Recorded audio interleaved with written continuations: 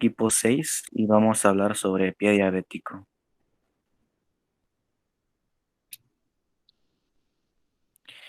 El pie diabético es una alteración clínica de base etiopatogénica neuropática que es inducida por una hiperglucemia sostenida, en la que con o sin existencia de isquemia y periodo desencadenante traumático, esta va a producir una lesión o ulceración en el pie. La que sigue, por favor. La etiología se va a dividir principalmente en dos causas que van a estar relacionadas, o más bien son complicaciones crónicas de la diabetes mellitus, como lo son la neuropatía periférica, principalmente es la polineuropatía periférica simétrica, en donde los nervios más largos son los que son los más vulnerables. Eso explica por qué afecta principalmente al pie. Y la enfermedad vascular periférica, que se da principalmente por arteriosclerosis. La que sigue, por favor. Aquí tenemos un esquema de la fisiopatología. Como ya lo mencioné antes, encontramos lo que es la neuropatía y la enfermedad vascular. Dentro de la neuropatía encontramos que va a haber una disminución en lo que es la sensibilidad y eh, la acción motora de los músculos. Debido a esto, encontramos una pérdida de la sensibilidad protectora, ya que al no sentir las personas dolor, no saben que se están haciendo un daño. Esto va a desencadenar un pie de Charcot, que va a ser una enfermedad que va a afectar tanto a los huesos como las articulaciones y los tejidos blandos de los tobillos y los pies, lo que va a causar deformaciones. También vamos a encontrar lo que es piel seca, fisura y alteración del tono. Y debido a que también afecta a los nervios motores, o más bien a los músculos, va a haber atrofia muscular. Esto es debido a la denervación de los pequeños músculos que se encuentran en los pies. Esto va a desencadenar en una deformidad que va a aumentar los sitios de presión en los pies y va a causar que se formen callos. Estos, a través de, o más bien estimulados por un traumatismo debido al estrés constante en el pie, como lo es el simple hecho de caminar, va a desencadenar un pie diabético. Hablando de la enfermedad vascular, vamos a encontrar dos tipos, que es la microvascular y la macrovascular. La microvascular, vamos a encontrar el flujo sanguíneo Shunt, o también conocido como cortocircuito cardíaco, que va a ser, o más bien que va a afectar al flujo sanguíneo normal de la circulación mayor, desviándola. Esto nos va a causar un edema, y la macrovascular se va a caracterizar principalmente por arteriosclerosis, que nos va a causar una isquemia. Esto es debido a que como el cuerpo no puede metabolizar la glucosa, busca otros métodos de metabolización, como lo son el metabolismo de los lípidos. Los desechos de este metabolismo nos va a provocar lo que es la aterosclerosis. Perdón. Tanto la aterosclerosis como el flujo sanguíneo de Shunt nos van a causar una reducción en el flujo sanguíneo capilar, lo que va a conllevar a que no se, no se repartan los nutrientes como es debido, lo que puede llevar a una gangrena en los pies. Principalmente se da en los miembros inferiores.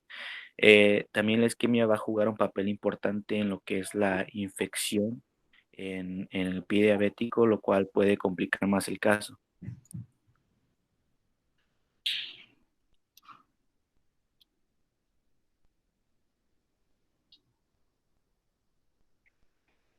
Bueno, en cuanto a los factores de riesgo, como ya se mencionó y bien se sabe, eh,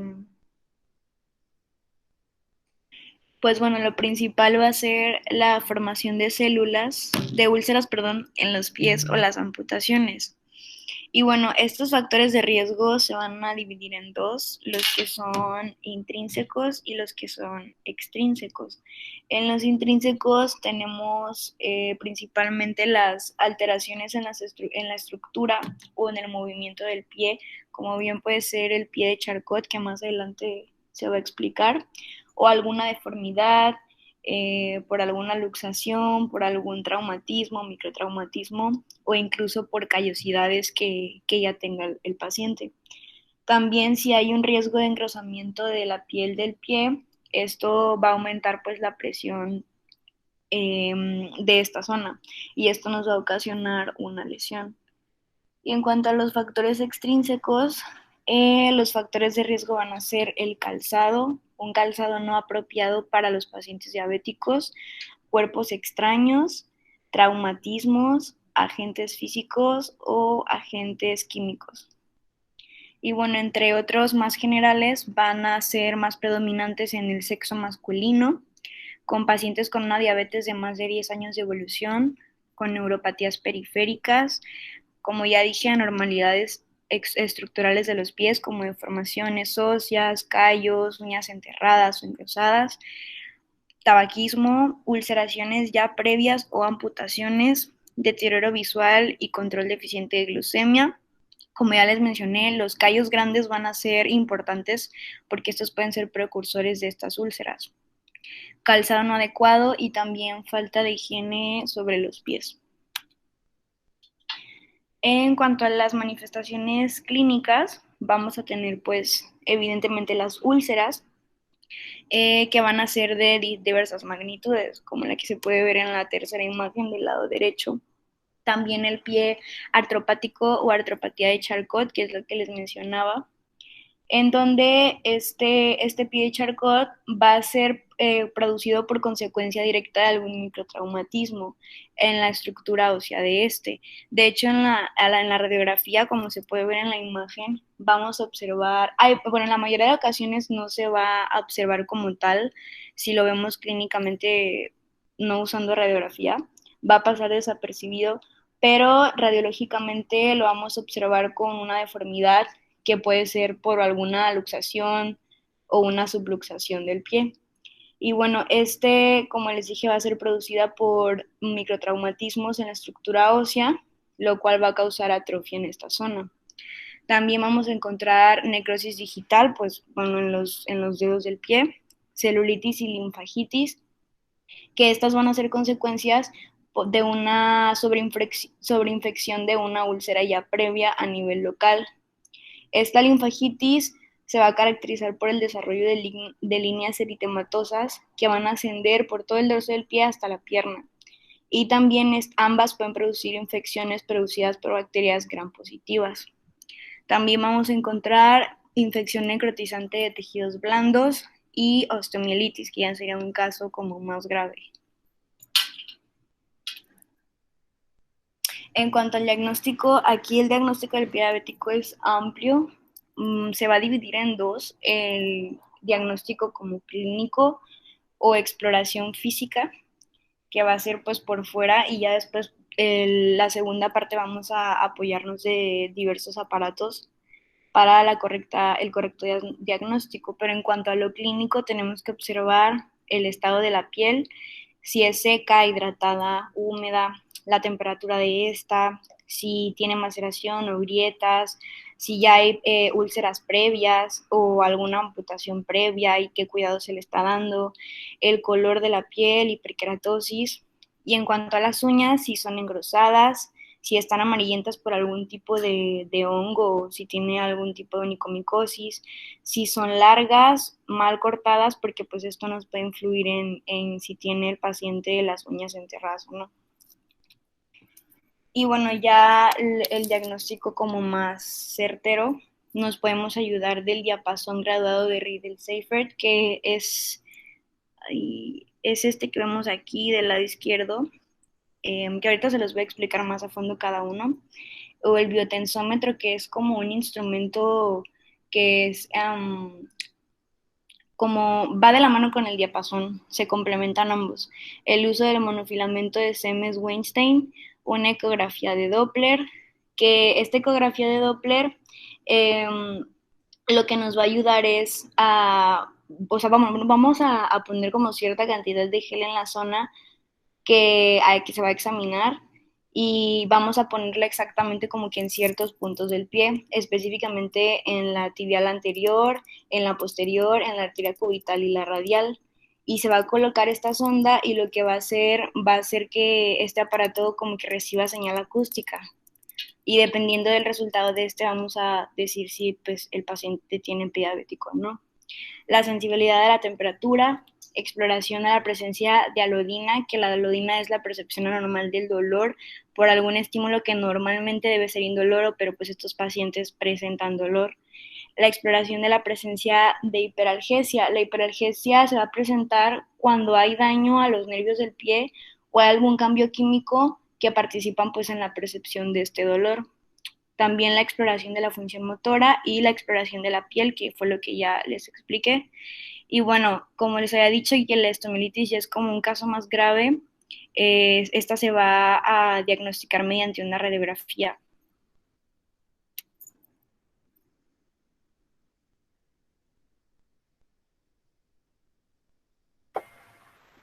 Para el examen físico del pie diabético debe incluir la inspección del calzado y las medias, la marcha del paciente, la higiene, las deformidades, las callosidades y las uñas mal cortadas, también las áreas insensibles y las ulceraciones.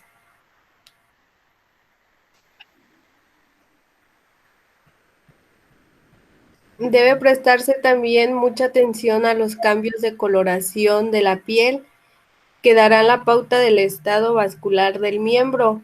Es posible encontrar los siguientes cambios de coloración, como es la palidez, que es el signo más frecuente y es la expresión del déficit circulatorio. La cianosis, que también es un signo frecuente y está dado por la hipotensión capilar acompañada de rémora venosa. La eritromelia, que en la isquemia grave o crítica se produce vasodilatación paralítica que da un color rojizo a la piel. Y por último, el lívido reticularis.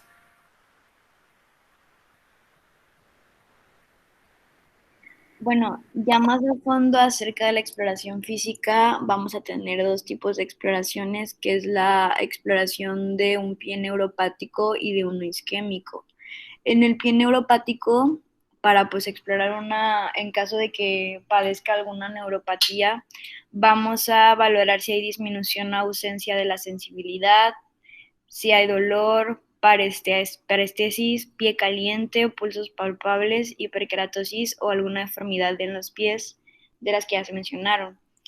Y ya sistemáticamente para diagnosticarlas nos podemos apoyar, como ya les había dicho, del monofilamento de Sams-Weinstein, que este va a ser, es como un filamento de nylon, es como si fuera una aguja que va a estar unido a un mango y este se va como ir insertando poco a poco en la planta del pie del paciente, ejerciendo presión poco a poco y se va a colocar específicamente en ciertos puntos, en la falange distal, en las bases del primer dedo y en el tercer y quinto metatarsiano. Aquí se va a considerar el test positivo cuando al menos uno de estos puntos en donde coloquemos la aguja sea insensible. Y este monofilamento, esta aguja, se puede utilizar hasta en 10 pacientes diferentes sin requerir periodo de recuperación. La otra prueba se puede llamar, es el biotensómetro y el diapasón que les digo que son complementarios. Esta es una prueba del umbral de la sensibilidad vibratoria. Aquí vamos a colocar este aparato en la base del primer dedo del pie y aquí vamos a ir aumentando las vibraciones, vamos a aumentar los hertz. Normalmente va a vibrar de 100 a 120, pero se va a ir aumentando hasta que el paciente diga que siente pues la vibración. Y dependiendo de esto se va a valorar. Y el diapasón, que es como tal el aparato que se utiliza, que se puede utilizar aparte del biotensiómetro, en donde tiene de la parte de arriba, aquí, es como un martillo que se le tiene que aplicar fuerza y posteriormente aplicarla en el dedo para que este vibre. Y en cuanto a la exploración vascular de un pie isquémico, vamos a observar si tiene piel lisa, si no tiene vello, pie frío, ausencia o disminución de los pulsos, y esto se suele acompañar de claudicación intermitente. Y bueno, aquí en la exploración vascular vamos a utilizar las manos para palpar los pulsos, específico de la dorsal del pie, de la arteria tibial posterior, y vamos a ver pues si hay ausencia o disminución de estos pulsos. Y la última es la prueba de índice tobillo-brazo, en donde aquí vamos a valorar la enfermedad arterial periférica. Este es un poquito más largo, pero consiste en que se le aplica un gel antes al paciente en el área a explorar y se va a aplicar este aparato en justo la arteria braquial, la arteria pedial y la arteria tibial posterior. Y vamos a estar midiendo el pulso de ambas, tanto del pie derecho y del pie izquierdo, de igual manera con los brazos, del brazo izquierdo y el brazo derecho. Entonces se va a comparar la presión de ambas y se va a tomar siempre la que salga más alta. Posterior a esto, se va a utilizar el cociente de la presión arterial sistólica arterial del tobillo, de igual manera con la del brazo, y el resultado de esta nos va a indicar si este test es positivo. En caso de que este sea menor a 0.9, nos va a indicar que es una concordancia con arteriopatía periférica. En diagnóstico de certeza, la secuencia correcta a seguir ha de comenzar con una buena anamnesis y se ha de complementar con una inspección y una exploración física adecuada. Con todo esto se pretende detectar el pie de riesgo, o sea, aquel que presenta alguna de las siguientes condiciones. Una neuropatía periférica, en la alteración neuropática más importante en el pie diabético es la pérdida de la sensibilidad, por lo que el pie queda expuesto a traumatismos indoloros mecánicos, químicos o también térmicos. En la enfermedad vascular periférica, algunos de sus signos y síntomas son la claudicación intermitente, también el pie frío, el dolor en reposo, que este es a causa por el bloqueo arterial, e isquemia de los nervios y neuritis. También puede presentar pulsos ausentes. También una de las condiciones que se debe tomar en cuenta es la historia previa de la úlcera o amputación y también si presenta deformidades en los pies. Bueno, la duración del tratamiento y la vía de administración se determinan con base en la gravedad de la infección. Para las lesiones de grado 1 y 2 se utiliza la amoxicilina, la levofloxacino, 500 miligramos cada 2 a 24 horas, moxifloxacino, 400 miligramos cada 24 horas y clindamicina, 150 a 450 cada 6 horas. En las lesiones de grado 3 o superiores se utiliza antibioterapia intravenosa como piperacilina o tazobactam de 4 a 0.5 gramos cada 6 a 8 horas y ceftriaxona 1 gramo intravenosa cada 24 horas más metronidazol 500 miligramos intravenosa cada 6 a 8 horas o vancomicina 1 gramo intravenosa cada 12 horas.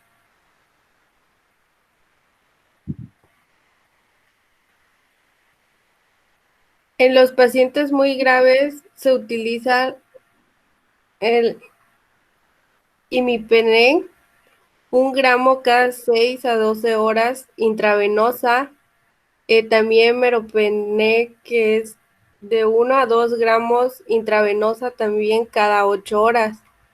La piperacilina, tazobactam de 4 a 0.5 microgramos cada 6 a 8 horas intravenosa más linezolid, que serían 600 miligramos intravenosa cada 12 horas. Y por último, el glucopéptido intravenosa vancomicina 1 gramo intravenosa cada 12 horas, o teicoplanina 400 miligramos cada 12 a 24 horas intravenosa.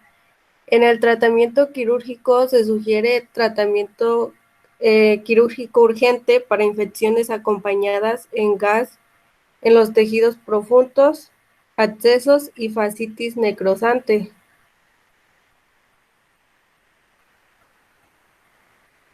Bueno, para la prevención del pie diabético, la terapia óptima para estas úlceras va a ser, pues, primeramente la prevención.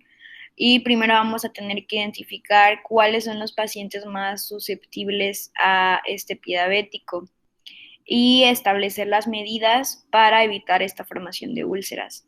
En la educación que se les va a dar a este tipo de pacientes hay que hacer énfasis en la selección cuidadosa de calzado, que sea uno apto para los que tienen, pues, pie diabético, la inspección diaria de los pies para detectar si el calzado que se está usando es apropiado o no, y si no lo es, pues cambiarlo, y para inspeccionar si hay algún tipo de traumatismo menor causado por este u por otras razones. También la higiene diaria de los pies es muy importante. Evitar comportamientos de alto riesgo, que para este tipo de pacientes sería pues caminar descalzo, porque son más susceptibles a pues encontrarse con objetos extraños, y también consultar al médico de forma oportuna si es que hay alguna anomalía.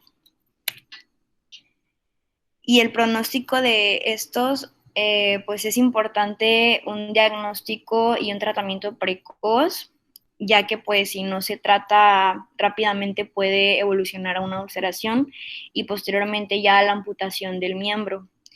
Y en el pronóstico, pues, de este pie diabético, si es favorable o no, va a ser esencial determinar la situación arterial de la extremidad.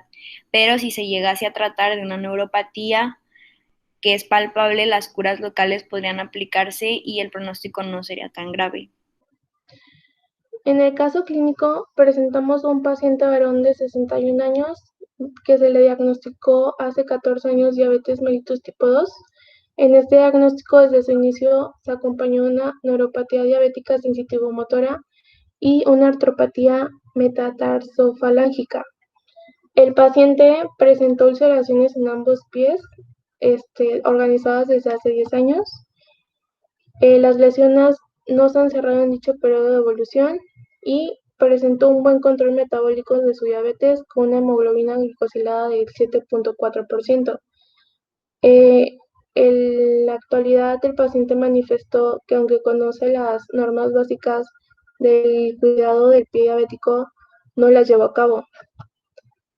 Para la exploración física, al momento del ingreso, el paciente presentó úlceras, como ya dije, plantares en ambos pies, de 2 por 3 centímetros en el derecho y de 4 por 3 centímetros en el izquierdo, siendo el izquierdo de mayor gravedad. Se realizó la prueba de contacto óseo y dio resultado como negativo. El ecodoppler muestra placas de ateroma calcificadas laminares, que estas quieren decir que es compatible con una isquemia arterial crónica de grado moderado. También se calculó el índice tobillo-brazo, dando como resultado 1.2 en el derecho y 1.3 en el pie izquierdo. La valoración de Larich-Fontaine dio como estadio número 4, y la valoración de escala visual analógica del dolor dio 6 y su tensión arterial fue de 102/63. Para el tratamiento médico, al momento del ingreso, era de insulina Lantus de 28 unidades en el desayuno y de insulina Apidra solamente en hiperglucemias. Se le daba atorvastatina de 10 miligramos una cada 24 horas, Adiro de 10 miligramos una cada 24 horas, hidroxil B1, B6 y B12 igual 1 cada 24 horas, y en la actualidad se encuentra sin tratamiento para el dolor.